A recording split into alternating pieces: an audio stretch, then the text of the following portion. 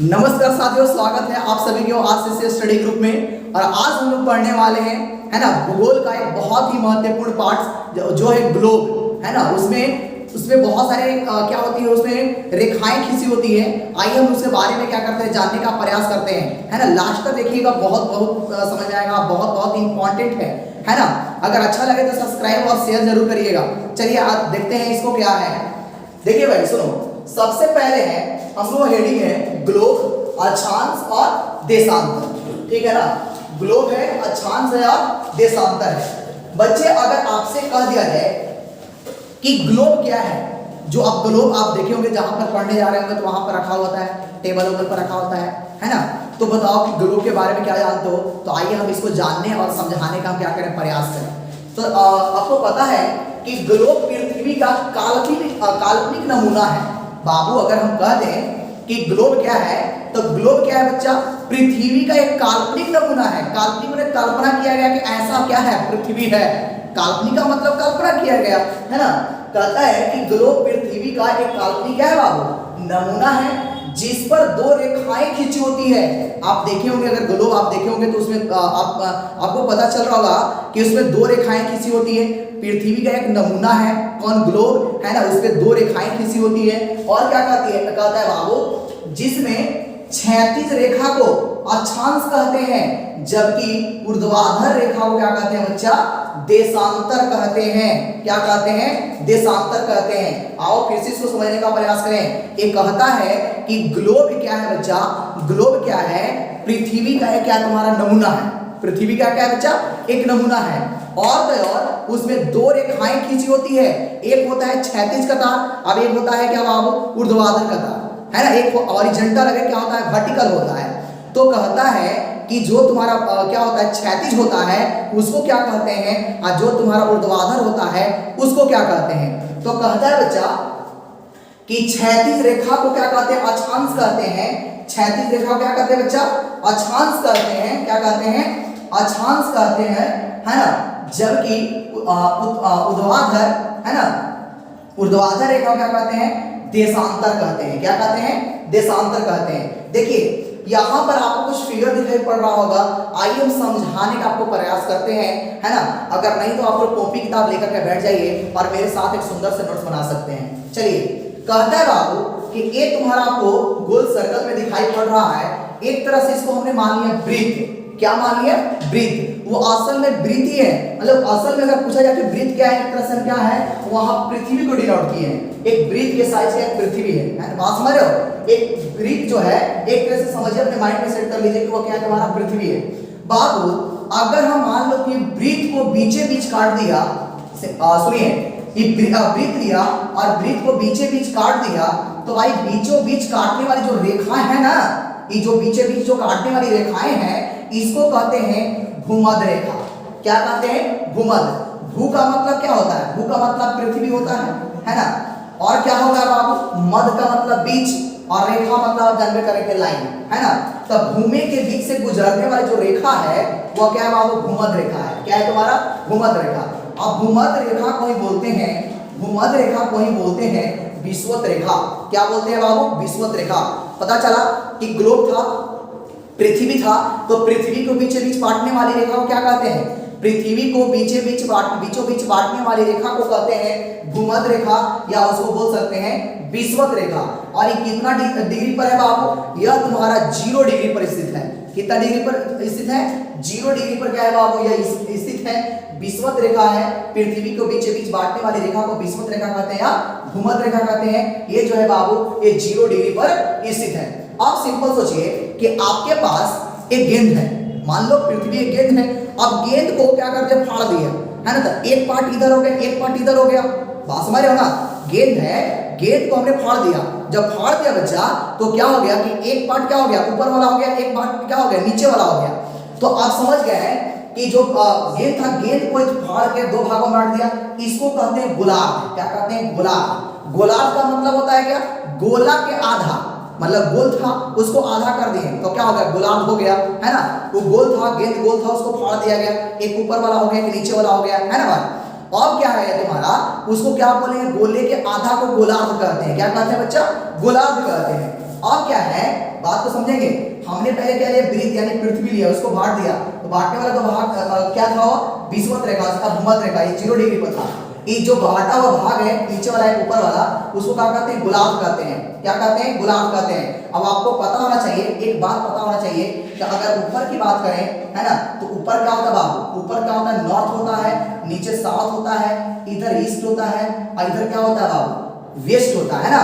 तो आप सोच सकते हैं कि अगर देखा जाए तो किस गोला में है ना, उत्तर में है, आगे किस में गोला है, ये दक्षिण में है, ये गोला नॉर्थ में, गोला साउथ में है, इसलिए इसको, है ना, इसलिए इसको क्या कहते हैं, इसलिए इसको कहते हैं उत्तरी गोलार्ध, इसको क्या कहते हैं, दक्षिणी गोलार्ध। बात समझ में आया कि उत्तरी गोलार्ध क्या है, दक्षिणी गोलार्ध क्या है। जो ऊपर वाला जो कट गया भाग में, ऊपर वाला उसको बोलते हैं कुछ उत्तरी गोलार्ध, और नीचे वाला जो भाग कटा उसको बोलते हैं क्या, दक्षिणी गोलार्ध। अच्छा, इसमें जस्ट थोड़ा सा हम आगे बढ़ते हैं, इसमें जस्ट थोड़ा सा आगे बढ़ते हैं, तो 0 डिग्री से ठीक ऊपर, 0 डिग्री से ठीक ऊपर, है ना, 2 लाइन मिलती है, एक ऊपर में मिलता है, एक नीचे भी मिलता है ना। 0 डिग्री से ठीक ऊपर, है ना, और एक नीचे, तो ये कितना पर लाइन मिलता है, एक लाइन मिलता है 23.5 डिग्री पर, और नीचे वाला भी लाइन मिलता है 23.5 डिग्री पर। जो 23.5 डिग्री ऊपर वाला जो लाइन मिलता है उसको बोलते हैं क्या बाबू, उसको बोलते हैं कर्क रेखा। क्या बोलते हैं उसको,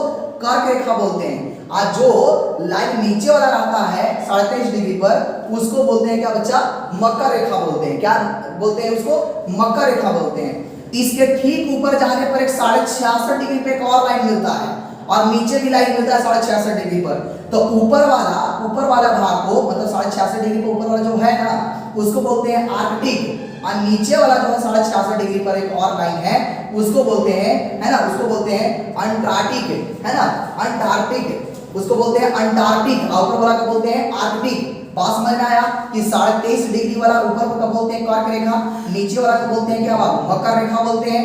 66.5 डिग्री ऊपर वाला को बोलते हैं आर्कटिक, और नीचे वाला बोलते हैं अंटार्कटिक, है ना। इतना बिल्कुल समझ में आ रहा है कि क्या हो गया, उत्तरी गोलार्ध, क्या हो गया तुम्हारा, दक्षिणी गोलार्ध हो गया। अब पूरा इस चीज को सम्मिलित रूप से यहाँ समझते हैं। यहाँ तो हम अलग अलग प्रयास क्या बनाने का, बताने का, है ना। अब इस सब का मिसलेनियस एकरा में है बाबू। एक तुमको दिखाई पड़ रहा है वृत्त का आकार का पृथ्वी है ना। अब पृथ्वी में बताओ कि बीचों बीच बांटने वाली रेखा को क्या कहते हैं, पृथ्वी को बीचे बीच बांटने वाली रेखा को क्या कहते हैं, विषुवत रेखा। क्या कहते हैं बच्चा, विषुवत रेखा कहते हैं, है ना। विषुवत रेखा के ठीक ऊपर 23.5 डिग्री पर क्या उपस्थित है, कर्क रेखा, है ना। ठीक नीचे क्या तुम्हारा, मकर रेखा, है ना। कर्क रेखा के जस्ट ऊपर एक और है 66.5 डिग्री, एक और बन रहा है, उसको बोलते हैं क्या बाबू, उस लाइन को क्या बोलते हैं, आर्कटिक बोलते हैं। और 66.5 डिग्री के नीचे है तुम्हारा बन रहा है एक और लाइन, उसको बोलते हैं आर्कटिक बोलते हैं, है ना, अंटार्कटिक बोलते हैं। इतना समझ में आ गया, इतना बिल्कुल समझ में आ गया। चलिए बताइए आप, अगर बताइए कि पृथ्वी को बीचे बीच बांटने वाली रेखा को क्या कहते हैं भाई, तो विषुवत रेखा कहते हैं। क्या कहते हैं उसको, विषुवत रेखा कहते हैं। विषुवत रेखा के ठीक ऊपर 23.5 डिग्री पर एक क्या होता है, लाइन खींची होती है, उस लाइन को क्या कहते हैं, उस लाइन को बोलते हैं क्या बाबू, उस लाइन को बोलते हैं क्या बच्चा, उसको बोलते हैं कर्क रेखा बोलते हैं। ठीक नीचे वाला को क्या बोलते हैं, मकर रेखा बोलते हैं। अब 23.5 डिग्री से ऊपर 66.5 डिग्री वाला को ऊपर वाला क्या कहते हैं, आर्कटिक बोलते हैं, और नीचे वाला क्या बोलते हैं, अंटार्कटिक बोलते हैं। इतना चीज क्लियर हो गया आपका, इतना चीज बिल्कुल क्लियर होगा। अच्छा, ये जो है ना बच्चा, इसको बोलते हैं, है ना, ये जो है ये तुम्हारा क्षैतिज कतार है ना। क्षैतिज कतार को हमने क्या बोला था, क्षैतिज कतार को बोला था अक्षांश बोला था, है ना। ये जो है अक्षांश है बच्चा, ये मेन रूप से क्या बताता है, तापमान को बताता है ना। अक्षांश क्या बताता है, अक्षांश क्या बताता है यार, तापमान को बताता है। क्या बताता है, तापमान को बताता है। और अगर कोई हमसे कह दे कि बताइए कि अक्षांश रेखा की कुल संख्या कितनी होती है, तो बाबू सुनो, अक्षांश ये जो है ना बाबू, ये जो 0 डिग्री तुम्हारा हुआ, 0 डिग्री के नीचे, 0 डिग्री के नीचे इस लाइन का खींचा रहता है बाबू, है ना। 90 को इधर होता है और 90 को ऊपर ही होता है, ऊपर होता है। बात समझ रहे हो, विषुवत रेखा के ठीक नीचे 90 लाइन होता है क्षैतिज में, और विषुवत रेखा के ऊपर भी क्षैतिज में कितना लाइन होता है, 90 को लाइन होता है। अगर दोनों को जोड़ दें तो कितना हो जाता है, 180 लाइन। तो हम कह सकते हैं कि अक्षांश रेखा की कुल संख्या कितनी है, 180 है। लेकिन अगर उसमें आप विषुवत रेखा को इंक्लूड कर देते हैं तो कितना हो जाता है, यही संख्या हो जाता है 181 हो जाता है। कितना हो जाता है, 181 हो जाता है। तो आपको समझ में आ गया कि अक्षांश क्या है। अक्षांश की कुल संख्या कितनी है 180, लेकिन अगर उसमें विषुवत रेखा को उसमें ऐड कर दिया जाए तो कितना हो जाएगा तुम्हारा 181 हो जाएगा। क्या होगा 181 हो जाएगा। अगर और बात करें हम कि बताइए कि दो देशांत, देखो दो अक्षांश के अगर बीच की दूरी की बात करें कि देखो एक ये अक्षांश एक ये अक्षांश है, तो कहता है कि दो कर्मागत है ना, दो कर्मागत अक्षांश के बीच की दूरी कितना होता है हम जानते हैं कितना होता है 111 किलोमीटर। इतना बात समझ में आया, इतना बात समझ में आया। हम क्या बोल रहे हैं, हम बोल रहे हैं कि अक्षांश रेखा की कुल संख्या कितनी होता है 181 भी कह सकते हैं 80 भी कह सकते हैं ना। अगर उसमें विषुवत रेखा कर दिए तो 81 हो जाएगा, नहीं छोड़ दिए तो उसको 180 होगा। अगर एक कहता है अक्षांश रेखाओं के बीच की दूरी कितनी होती है 111 किलोमीटर। इसके बीच की अगर दूरी की बात करें, इसके बीच की दूरी की बात करें तो कितना होता है 111 किलोमीटर। अगर आपसे कह दिया जाए कि बताओ बच्चा कि भारत किस गोलार्ध में, भारत किस गोलार्ध में है, तो आपको पता होना चाहिए कि जो भारत का बाबू स्थिति है, भारत का स्थिति ग्लोब में है बाबू, वह यहाँ है। भारत की स्थिति क्या है यहाँ है। तो अब बताइए कि भारत के जब स्थिति यहाँ है तो किस गोलार्ध में पड़ा, बताइए भारत के जब स्थिति यहाँ है तो भारत किस गोलार्ध में पड़ा। तो हम कह सकते हैं कि भारत इसमें दक्षिणी गोलार्ध उत्तरी गोलार्ध में पड़ा। किस गोलार्ध में पड़ा, उत्तरी गोलार्ध में पड़ा, है ना। अच्छा एक चीज यहाँ पर और चीज हम क्लियर कर दें कि आपको पता होना चाहिए कि उत्तरी गोलार्ध में स्थल बहुत ज्यादा है और दक्षिणी गोलार्ध में बहुत पानी है, पानी ही पानी है। इसलिए उत्तरी गोलार्ध को कहते हैं स्थल गोलार्ध और नीचे वाला दक्षिणी गोलार्ध को बोलते हैं जल गोलार्ध।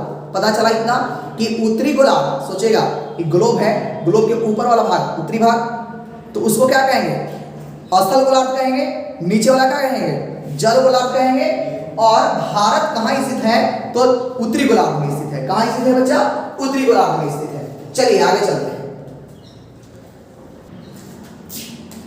चलिए और देखते हैं आगे। इतना समझ में आ गया होगा कि अक्षांश रेखाओं के बीच की दूरी कितना 111 किलोमीटर। लेकिन यहाँ पे आप देख सकते हो, यहाँ पर क्या कहता है बाबू, यहाँ पे कहता है कि उत्तरी ध्रुव, देखिए उत्तरी ध्रुव मतलब उत्तर इधर है, उत्तर इधर है और दक्षिण इधर है ना, दक्षिण इधर है। तो कहता है कि उत्तरी ध्रुव और दक्षिणी ध्रुव को मिलाने वाली काल्पनिक रेखा, बाबू यहाँ पे कोई रेखा नहीं है। यह क्या किया गया है, जितना भी ग्लोब आप देखते हैं, ये जो ग्लोब आप देख रहे हो, इस ग्लोब में जितनी भी रेखा आपको दिखाई पड़ रहा है बच्चा, ये सब का सब काल्पनिक रेखा है। यहाँ पे कोई रेखा नहीं है। इसमें क्या किया गया है ना, वैज्ञानिकों ने, है ना, भूगोलविदों ने क्या किया है, इसको जानकारी के लिए इसको बनाया है ना, कि कौन कहाँ पर स्थित है, कौन कहाँ पर स्थित, कौन देश कहाँ पर है, कहाँ का तापमान कहाँ होगा, इसको जानने के लिए यहाँ पर क्या किया है, काल्पनिक रेखा खींचा है। तो कहता है कि उत्तरी ध्रुव और दक्षिणी ध्रुव को मिलाने वाली, उत्तरी ध्रुव और दक्षिणी ध्रुव को मिलाने वाली काल्पनिक रेखा का कहते हैं, आप क्या कहते हैं, देशांतर कहते हैं। क्या कहते हैं बच्चा, देशांतर। जैसे कि आप देख सकते हैं कि यहाँ उत्तरी ध्रुव है, नीचे पूछे तो आप दक्षिणी ध्रुव है, इसमें लाइन खींचा गया है। तो लाइन खींचा गया है तो इधर में देखो, अगर यहाँ 0 डिग्री है बाबू, 0 डिग्री है ना, 0 डिग्री देशांतर है। अगर यहाँ से इधर में चले तो इसकी कुल संख्या कितनी होती है 80। अगर यहाँ से हम इधर में चले तो कितना होता है 180, 180, 180। अगर हम पूरा बात करें कि बताओ कि देशांतर की कुल संख्या कितना है, देशांतर की कुल संख्या कितना है, तो क्या कहेंगे 360। कितना कहेंगे 360। ग्लोब में देशांतर की कितनी संख्या है तो 300 कितना है बच्चा, 360 है। अच्छा ये जो है बाबू, ये इधर वाला दिखाई पड़ रहा है, इसको बोलते हैं पूर्वी देशांतर, है ना। अब इसको क्या बोलते हैं बाबू, इसको बोलते हैं दक्षिणी देशांतर। मतलब यहाँ से यहाँ तक वाला भाग ये सब किसके अंतर्गत आया, पश्चिमी देशांतर के। और यहाँ से यहाँ तक वाला भाग किसके अंतर्गत आया, किसके अंतर्गत आया, पूर्वी देशांतर के आया। चलिए और कुछ ले लेते हैं क्वेश्चन। अब बताइए देशांतर रेखा समय को बताता है। ये जो देशांतर है बाबू, ये देशांतर आप जो देख रहे हैं, ये लाइन दिखाई पड़ रहा है आपको, एक किसको बताता है, समय को बताता है, टाइम को बताता है। लेकिन हमने बताया था अक्षांश रेखा किसको बताता है, तापमान को बताता है। चलिए आगे देखते हैं। भारत उत्तरी गोलार्ध में क्या है बच्चा स्थित है, भारत किस गोलार्ध में स्थित है, उत्तरी गोलार्ध में स्थित है। अच्छा आगे चलते हैं। कहता है कि कर्क रेखा भारत के 2 भागों बांटती है। आपको पता होना चाहिए बाबू, आपको पता होना चाहिए कि ग्लोब में भारत कहाँ है बाबू, ग्लोब में भारत कहाँ है, यहाँ स्थित है ना। यहाँ जब स्थित है तो कहता है कि कर्क रेखा जो आता है बाबू, तो भारत को 2 भागों बांट देती है। कितने भागों बांटती है, दो भागों में बांटती है, जो भारत के 8 राज्यों से होकर क्या होती है, वह गुजरती है। अगर कह दिया जाए कर्क रेखा भारत के कितने राज्यों से गुजरती है, तो 8 राज्यों से गुजरती है, जो देख सकते हैं गुजरात है ना, राजस्थान है, मध्य प्रदेश है, छत्तीसगढ़ है, झारखंड है, त्रिपुरा है और मिजोरम है ना। झारखंड के रांची जो है शहर है, उससे आगे गुजरता है बाबू। अच्छा आगे चलते हैं, कहता है कि दो क्रमागत देशांतर के बीच के अंतर कितना होता है, दो क्रमागत देशांतर के बीच के अंतर 4 मिनट होता है बाबू। कितना मिनट होता है, 4 मिनट होता है। अगर कह दिया जाए कि यहाँ देखो ये मान लो कि कोची तुम्हारा ये तुम्हारा हो गया, कोची देशांतर हो गया, तो अब यहाँ से यहाँ तक के बीच की दूरी कितना होगा, 4 मिनट। यहाँ से यहाँ तक पार करने में हमको 4 मिनट का समय लगेगा, तो कह सकते हैं दो क्रमागत देशांतर के बीच की दूरी कितना होता है, 4 मिनट होता है। अच्छा यहाँ देखिए, यहाँ कहता है बाबू कि एक यहाँ से यहाँ आने में एक लाइन आगे बढ़ रहा है तो 4 मिनट, मतलब कि एक देशांतर को पार करें तो 4 मिनट का समय लग रहा है। तो बताओ 15 डिग्री देशांतर को पार करने में क्या 1 घंटा समय नहीं लगेगा, बताइए, है ना। 1 घंटा समय लगेगा कि नहीं लगेगा। 15 डिग्री देशांतर जाने में समय में 1 घंटा का क्या होता है, अंतर होता है। अब देखिए ये जो जीरो है ना बाबू, ये जो जीरो आपको बताया था, इसको जीरो, तो जीरो प्रधान समय रेखा को, है ना, जीरो प्रधान समय रेखा को क्या कहते हैं, क्या कहते हैं बच्चा, इसको कहते हैं प्रमुख यामोत्तर कहते हैं। क्या कहते हैं, प्रमुख यामोत्तर कहते हैं। और है ना, यह इंग्लैंड के एक शहर है जिसका नाम है क्या बाबू, जिसका नाम है क्या, ग्रीनविच नाम है। क्या नाम है, ग्रीनविच से क्या होती है, वह गुजरती है। अगर कहेगा कि जीरो प्रधान समय रेखा जो है, जिसको क्या बोलते हैं, प्रमुख यामोत्तर बोलते हैं, वह कहां से गुजरती है, तो इंग्लैंड का एक शहर है जिसका नाम है ग्रीनविच से क्या होती है, वह गुजरती है। और 0 डिग्री देशांतर पूरे विश्व में, है ना, 0 डिग्री देशांतर पूरे विश्व में क्या चीज के लिए काम आता है, क्या चीज के लिए आता है, समय निकालने के लिए काम आता है। क्या चीज के लिए आता है, समय काम आता है, तो काम निकालने के लिए समय ये जो 0 डिग्री देशांतर है पूरे विश्व में समय निकालने के लिए काम आते हैं। आपको समझ में आया होगा, है ना। तो देखिए इधर में क्या होता है, पूरा का पूरा आपको बताया है, ग्लोब बताया गया है। इधर ईस्ट है, इधर वेस्ट है, इधर साउथ है, इधर क्या बचा, नॉर्थ है। तो समय जब निकालते हैं तो क्या करते हैं, 4 से मल्टीप्लाई कर देते हैं, है ना। और क्या करते हैं, इधर क्या करते हैं, इसमें घटाते हैं, इसमें क्या करते हैं, हम लोग जोड़ते हैं। तो इतना आपको समझ में आया होगा कि ग्लोब क्या है ना, ये अक्षांश क्या है, देशांतर रेखाएं कहाँ है, भारत कहाँ स्थित है, किसको जल गोलार्ध कहते हैं, किसको स्थल गोलार्ध कहते हैं। आई होप आप लोग को बिल्कुल समझ में आया होगा, अच्छे से समझ में आया होगा, है ना। पूरा वीडियो देखने के लिए बहुत बहुत धन्यवाद, है ना। इसको शेयर करो बाबू, ताकि और भी बच्चे क्या कर सके, अच्छे पढ़ाई को कर सके, जारी रख सके। Thank you so much.